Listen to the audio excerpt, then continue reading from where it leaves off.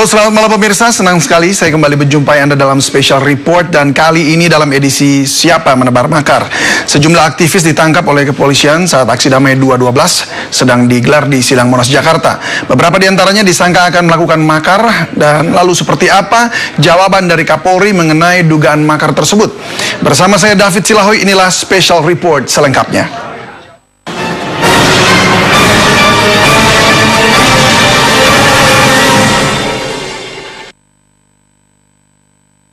Pemirsa, Persatuan dan Keamanan Indonesia memang diantaranya menjadi tanggung jawab pemerintah, yaitu salah satunya Polri, sehingga Kapolri Jenderal Tito Karnavian siap mempertanggungjawabkan tugasnya sebagai penopang kebinekaan di Indonesia.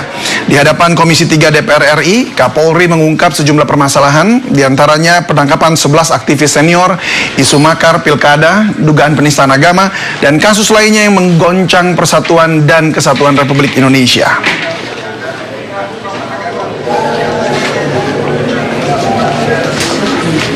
Kapolri Jenderal Polisi Tito Karnavian hari ini menghadiri rapat kerja dengan Komisi 3 DPR RI. Tito hadir untuk menjelaskan berbagai persoalan terkait beberapa hal, terutama dugaan makar yang tujuan dilakukan 11 orang yang kini sudah jadi tersangka. Kapolri menjelaskan kelompok 11 tersebut berupaya membajak massa demo 2 Desember untuk menduduki gedung DPR RI dengan akhir menurunkan pemerintah yang sah. Dan hal tersebut yang membulatkan tim kepolisian melarang sholat Jumat di Jalan Sudirman, Tamrin, dan Bundaran HI. Karena selain mengganggu ketertiban umum dan lokasi berdekatan dengan kawasan DPR RI, sehingga sangat rawan aksi akan dibelokkan. Selain permasalahan makar serta penangkapan 11 aktivis, DPR mengevaluasi aksi 411 dan juga 212. Pengamanan pilkada seluruh Indonesia juga dibahas, serta Undang-Undang ITE. Di satu sisi, pihak DPR RI mengkritisi sikap represif dalam pengamanan aksi 4 November.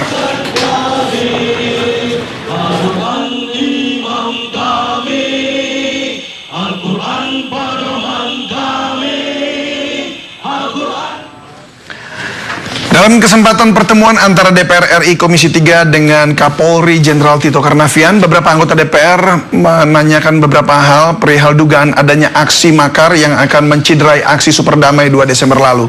Dan berikut pertanyaan Erma Suryani Ranik dari Partai Demokrat. Pertama-tama, kami sangat concern dengan persoalan yang dituduhkan kepada beberapa aktivis terkait dengan urusan makar, katanya nih Pak Kapolri. Kenapa kami sangat concern? Karena mereka-mereka yang Pak Kapolri berserta jajaran tangkap ini, dari segi usia ini juga agak aneh ini Pak. Dari segi akses terhadap upaya-upaya makar juga bagi kami agak kurang memenuhi persyaratan. Salah satunya bahkan, mohon maaf, Ibu Rahmawati ini duduk di kursi roda. Secara logika publik, logika umum, ini agak sulit buat kami memahami mereka-mereka ini menggagas dan mampu untuk melaksanakan makar. Saya khawatir kalau tindakan-tindakan seperti ini terus-menerus dilakukan, kepolisian menjadi aparat yang sangat represif untuk setiap perbedaan pendapat. Ini berbahaya, Pak.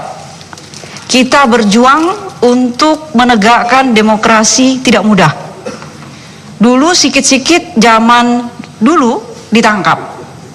Sekarang ini kalau protes-protes dikit kemudian dibilang makar juga lalu ditangkap. Ini membuat orang menjadi tidak kritis terhadap pemerintah.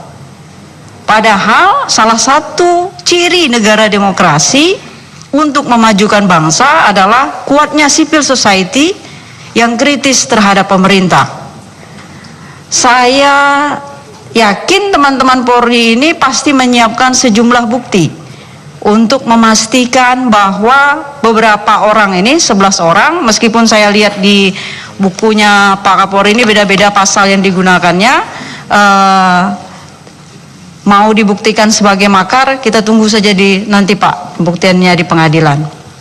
Pak Kapolri, saya juga tetap mengingatkan Pak Kapolri, tadi juga sudah disampaikan bahwa kerja-kerja Polri belum berhenti karena masih ada pengamanan nanti ketika dilaksanakan persidangan untuk kasusnya Pak Basuki Cahayapurnama. Tapi saya yakin teman-teman ini juga sudah menyiapkan simulasi-simulasi, semoga tetap stabil dan bisa menjaga keamanan Indonesia.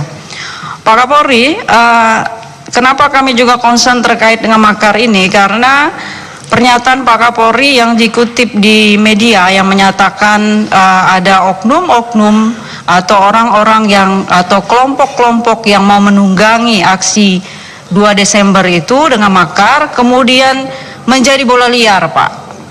Salah satunya yaitu ada komisaris kantor berita Antara yang kemudian menuduh Ketua Umum Partai Demokrat sebagai orang yang menggerakkan aksi ini. Ini sudah kami laporkan secara resmi kepada teman-teman di kepolisian. Mohon ini segera diproses menurut aturan yang berlaku karena it's not make sense buat saya. Seorang komisaris sebuah lembaga negara bisa bicara seperti itu. Dan ini kami minta teman-teman di kepolisian untuk menaruh perhatian yang lebih untuk kasus ini. Pak Kapolri, saya mengingatkan juga bahwa peristiwa di Jakarta merupakan magnet juga bagi daerah-daerah lain. Di daerah saya di Kalimantan Barat ini berseliweran informasi-informasi dari media sosial yang isinya provokasi melulu, Pak. Yang menurut saya juga bisa mengancam keberadaan, keberagaman, dan Bhinneka Tunggal Ika kita. Saya mohon bantuan Pak Kapolri dan ketegasan untuk menelusuri, ini teman-teman tentu saja di jajaran Bareskrim, untuk menelusuri portal-portal berita, kemudian akun-akun media sosial yang isinya selalu dengan provokasi dan fitnah. Saya sangat yakin kemampuan teman-teman Polri sudah sangat jauh untuk urusan ITE ini. Kapolri Jenderal Polisi Tito Karnavian langsung angkat bicara tentang protes dugaan makar yang berusia lanjut dinilai tidak mungkin memobilisasi massa. Dan berikut penjelasan Kapolri. 212. Tadi saya sebenarnya sudah menjelaskan cukup panjang bahwa memang ada yang murni untuk kegiatan proses hukum, mendorong proses hukum kasus Ahok, tapi memang ada juga yang tadilah pendompleng-pendompleng yang sekarang sudah kita tangkap itu. Nah, penangkapan itu sekali lagi, kenapa bukan seminggu lalu, kenapa bukan 3 hari lalu, tapi memang timingnya kita ambil tepat supaya subuh dan tidak itu sempat untuk dipelintir kemana-mana.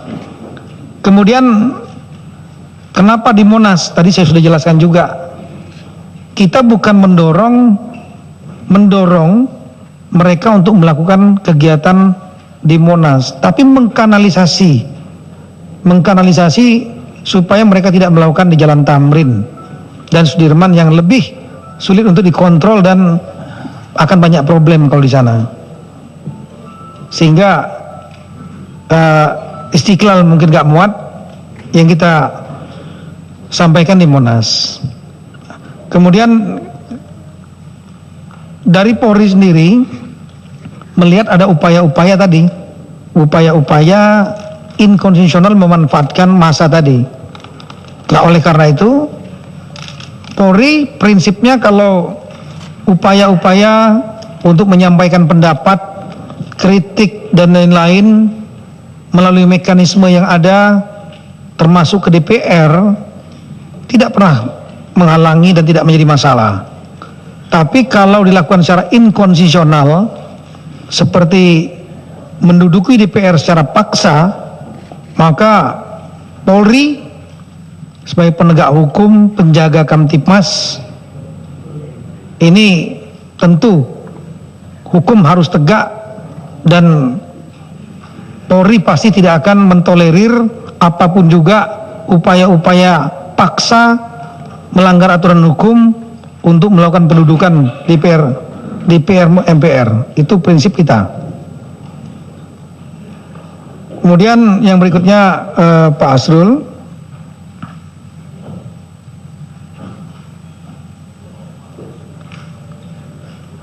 Masalah aksi-aksi tandingan lain-lain segala macam. Ya. Apakah makar hanya di daerah atau di Jakarta? Kita lihat bahwa sementara ini di Jakarta. Kita belum melihat ada aksi-aksi yang lain jaringannya yang ada di daerah. Nah, tapi memang kita melihat bahwa yang kami lihat adalah upaya permufakatan jahat untuk melakukan makar. Makar itu diantaranya menggulingkan pemerintah dengan cara tidak sah. Cara menduduki DPR paksa dan kemudian melakukan langkah-langkah lain pemaksaan itu adalah upaya-upaya tidak sah yang di dalam pasal 107 dapat dikatakan permufakatan jahat untuk melakukan makar. Jadi makar itu tidak harus dengan cara menggunakan kekuatan bersenjata, tembak-tembakan lain, bukan. Kita silakan sama-sama kita pelajari dalam KUHP upaya untuk menggulingkan pemerintahan yang sah secara inkonstitusional, apalagi kalau sudah ada perbuatan pelaksanaannya rapat dan kemudian sudah mau mengambil alih massa. Nah, itu sudah menurut kami upaya permufakatan jahat untuk melakukan makar, dan itu pelanggaran hukum, dan itu terus kita proses meskipun ada yang kita tidak tahan. Kemudian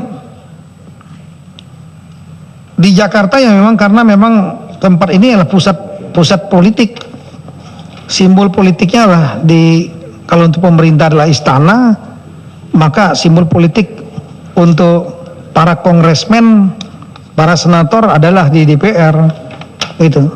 Jadi kalau mereka mengambil alih DPRD, mengambil alih kantor gubernur, nggak ada manfaatnya, bukan makar nih. Kemudian apakah situasi ini jangan sampai ada lagi aksi-aksi berikutnya, 12 aksi yang terakhir, maunya kita juga begitu. Ahmad Dhani menolak disangka makar. Ikuti informasinya sesaat lagi setelah jeda berikut ini.